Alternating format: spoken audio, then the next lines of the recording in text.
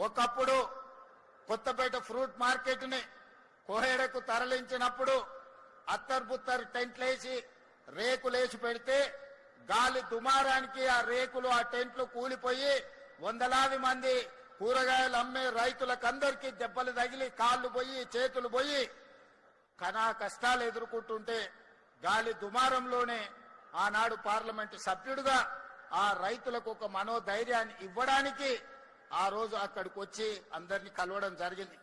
ఆ రోజే మల్రెడ్డి రంగారెడ్డి గారు, మల్రెడ్డి రామరెడ్డి గారు వాళ్ళందరితో మాట్లాడి వచ్చేది మన ప్రభుత్వమే, మన ప్రభుత్వంలో ఈ ప్రాంతంలో అంతర్జాతీయ ప్రమాణాలతోని ఇంటిగ్రేటెడ్ ఫ్రూట్ మార్కెట్ కట్టుకుంటాం. ఫ్రూట్సే కాదు, ఫ్లవర్సే కాదు, ఈ ప్రాంతంలో మీకు పోల్ట్రీ కావచ్చు, ఫిష్ కావచ్చు, చికెన్ కావచ్చు, మటన్ కావచ్చు, పాలు కావచ్చు, కూరగాయలు కావచ్చు, ఏమి కావాలన్నా నగరం నుంచే కాదు రాష్ట్రం నలుమూలల నుంచి ఎవరి ఇంట్లో పెళ్లున్నా ఎవరి ఇంట్లో పండగ ఉన్నా ఏమి కొనాలన్నా ఇక్కడికి వస్తే అన్ని అందుబాటులో ఉండే విధంగా ఈనాడు 240 ఎకరాలలో 2400 కోట్ల రూపాయలు వెచ్చించి అంతర్జాతీయ స్థాయిలో ఈ రోజు కోహెడా ఫ్రూట్ మార్కెట్ ను మనం ప్రారంభించుకుంటున్నామని చెప్పడానికి నేను సంతోషపడుతున్నా. మిత్రులారా, ఏ విధంగా అయితే అంతర్జాతీయ ఎయిర్పోర్ట్ శంషాబాద్ లో మనకు అంతర్జాతీయ గుర్తింపు తెచ్చిందో, అంతర్జాతీయ ఎయిర్పోర్ట్ తర్వాత వివిధ రాష్ట్రాలలోనే కాదు వివిధ దేశాలలో మన గుర్తింపు, మన గౌరవాన్ని ఈ కోహెడా ఫ్రూట్ మార్కెట్ తీసుకొస్తుందని చెప్పడానికి నేను సంతోషిస్తున్నాను, మీ అందరికీ తెలియజేస్తున్నాను. మిత్రులారా, ఈనాడు ఆర్గానిక్ ఫుడ్ అని ఈ రోజు పాలు పండ్లు కూరగాయలే కాదు, ఈ రోజు కొత్తిమీర కరివేపాకు కొనుక్కోవాలన్నా పక్క రాష్ట్రాల నుంచో పక్క దేశాల నుంచో దిగుమతి చేసుకునే పరిస్థితి వచ్చింది. ఈ రోజు మన రైతాంగం ఇవి పండించకపోవడం వల్ల మన రైతాంగం వడ్లు, మక్కలు, జొన్నలు, పరిమితమైన పత్తి, మిర్చి ఈ 4-5 పంటలే పండించడం వల్ల ఈ రోజు విపరీతమైన ఒత్తిడి పెరిగి ఈ రోజు ప్రజల కష్టాలు తీర్తలేవు. కూరగాయల ధరలు ఆకాశాన్ని అంటుతున్నాయి.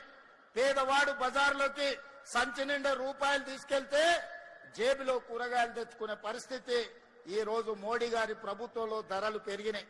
అందుకే ఈనాడు ప్రజలందరికీ ఉపయోగపడే విధంగా మన ప్రాంతాన్ని 30-40 ఏళ్ల క్రితం ఏ విధంగా అయితే కలకలలాడిందో వ్యవసాయంతో ఈ ప్రాంతంలో ఫ్రూట్ మార్కెట్ తో పాటు మంచి తోటలు పెట్టాలి. మామిడి పండ్లు, బత్తాయి పండ్లు, మోసంబి పండ్లు ఇట్లా ప్రతి ఫ్రూట్ మన ప్రాంతంలో ఈ రోజు పండించాలి. కందుకూరు ప్రాంతంలో టమాటాలు పండిస్తే బ్రహ్మాండంగా ఉంటాయి. ఆ ప్రాంతంలో ఒక సాస్ ఉత్పత్తి చేసే కంపెనీని కూడా తీసుకురావాల్సిన అవసరం ఉన్నది. అదే విధంగా ఈ ప్రాంతంలో ఈ రోజు ఫ్రూట్స్ మార్కెట్ కోసం మనం చేస్తున్న ప్రయత్నాన్ని కొంతమంది అడ్డుకునే ప్రయత్నం చేస్తున్నారు. నేను ఇవాళ రంగారెడ్డి జిల్లా సోదరులతోని నేను అడగదలుచుకున్నా, 10 సంవత్సరాల అధికారంలో ఉండి మీ కష్టాలకు కారణమైన వాళ్ళు ఇవాళ మనము భారత్ ఫ్యూచర్ సిటీలో ఆనాడు కాలుష్యం వెదజల్లే ఫార్మా పరిశ్రమలను తెస్తా అంటే మీ ప్రాంత ప్రజలకు జీవన ప్రమాణాలు పడిపోయి ఈ కాలుష్యం వల్ల మీకు ఇబ్బంది జరుగుద్దని ఈ కాలుష్యాన్ని తరలించి ఈ రోజు ఒక గొప్ప నగరాన్ని తీర్చిదిద్దాలనుకున్నాం. ఈ రోజు హైటెక్ సిటీ ప్రాంతంలో 237 కోట్ల రూపాయలకి ఎకరం అమ్ముడు పోతుందంటే ఆ ఏరియాల ఐటీ కంపెనీలు, అదే విధంగా ఫార్మా కంపెనీలు, జీసీసీ సెంటర్లు వచ్చినందుకు ఈ రోజు ఆ భూముల విలువ పెరిగింది. ఇవాళ అందుకే ఒక మహానగరాన్ని నిర్మించి ఫార్చ్యూన్ 500 కంపెనీలు, ప్రపంచ స్థాయిలో గుర్తింపు పొందిన కంపెనీలు మీ అంతర్జాతీయ నగరానికి తీసుకురావాలని, ఈ ప్రాంతంలో కాలుష్యం లేని పరిశ్రమలను తీసుకురావాలని, ఈ ప్రాంతంలో ప్రజల అవసరాలను తీర్చే అభివృద్ధిని చెయ్యాలని మనం కంకణం కట్టుకొని బయలుదేరితే నిన్న మొన్న బీఆర్ఎస్ వాళ్ళు కారు గుర్తోళ్ళు వచ్చారు. కోహెడా ఫ్రూట్ మార్కెట్ కట్టడానికి వీల్లేదంటారు, భారత్ ఫ్యూచర్ సిటీని రద్దు చేస్తామంటారు, రీజనల్ రింగ్ రోడ్డు నిర్మించడానికి వీల్లేదంటారు, రీజనల్ రింగ్ రైలు అవసరం లేదంటారు, వరంగల్లో ఎయిర్పోర్టు అవసరం లేదంటారు, ఆదిలాబాద్ లో ఎయిర్పోర్టు అక్కర్లేదంటారు, పాలమూరు రంగారెడ్డి ఎత్తిపోతల పథకాన్ని పూర్తి చేసి రంగారెడ్డి జిల్లా వరకు నీళ్లు తరలిస్తామంటే ఆ ప్రాజెక్టు కూడా తట్ట మట్టి తీయడానికి వీల్లేదంట. మహారాష్ట్రతో మాట్లాడి తుమ్మిడిఎట్టి దగ్గర గోదావరి జలాలను శ్రీపాద ఎల్లంపల్లికి తీసుకొస్తామంటే అది కూడా నిర్మించడానికి వీల్లేదంట. ఇవాళ నేను అడుగుతున్న మిత్రులారా, ఆ 10 ఏళ్లు మనం కొట్లాను ఫ్రూట్ మార్కెట్ కట్టమని, పరిశ్రమలో కాలుష్యాన్ని వెదజల్లే వాటిని తరలించమని, రీజనల్ రింగ్ రోడ్ కావాలని, వరంగల్ ఎయిర్పోర్ట్ కావాలని, ఆదిలాబాద్ ఎయిర్పోర్ట్ కావాలని, అభివృద్ధి చేయమని ఆనాడు మనం రోడ్డెక్కితే, ఈనాడు ఈ అష్ట దరిద్రులు మనం ఏ అభివృద్ధి చేస్తామన్నా అడ్డుకుంటామని రోడ్ల మీదకి వచ్చి ధర్నాలు రాస్తా రోకోలు చేస్తున్నారు. మీరు ఆలోచన చేయండి. ఇట్లనే అభివృద్ధి నిరోధకులుగా మారితే ఈనాడు ప్రతిపక్ష హోదా ఉన్నది. రేపు రాబోయే రోజుల్లో ప్రతిపక్ష హోదా కాదు కదా, కారు ఎక్కడానికి కాదు, కారును దొబ్బడానికి కూడా మనిషి దొరకడు. అనుందేడి మీరు అక్కడెక్కడనో కార్ఖానాలో పోయి కారును టైర్లు లేని కార్లు మనం చూస్తాం. మనం అఫ్జల్గంజ్ ఏరియాలో పోతే అంబాసిడర్ కార్లు ఉంటాయి, దాంట్లో టైర్లు ఉండవు, రాళ్లు పెట్టి కారు నిలబెట్టి ఉంటది.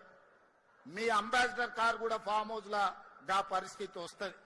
అందుకే మిత్రులారా, ఇవాళ మీ అందరి సహకారంతో మీరందరు కలిసి వచ్చినందుకు ధైర్యంగా ఈ రోజు ఈ ఫ్రూట్ మార్కెట్ ను ఈ రోజు ప్రారంభించుకుంటున్నాం.